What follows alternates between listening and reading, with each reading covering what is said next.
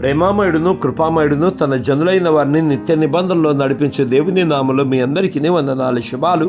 దేవుని బాహుపరిచయాల తరపున తెలియజేస్తున్నాను. ప్రియులారా, ఎలా ఉన్నారు? మీరంతా బాగున్నారు కదా? సంతోషంగా క్షేమంగా ఉన్నారు కదా?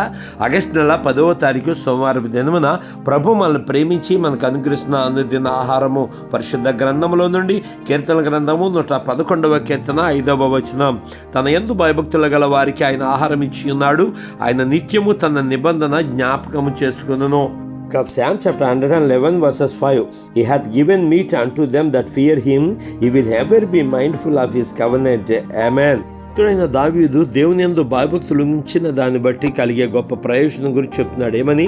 తన యందు భయభక్తులు గల వారికి ఆయన ఆహారం ఇచ్చి ఉన్నాడు, ఆయన నిత్యము తన నిబంధన జ్ఞాపకం చేసుకుంది అన్నాడు. కాబట్టి మీరందరూ భయభక్తులు కలిగి ఉండి దేవుడిని గురించి ఆహారమును భుజిస్తూ ఆయన నిబంధనలో నడిచేవారు గుందురుగా. ఆమేన్. షలోమ్.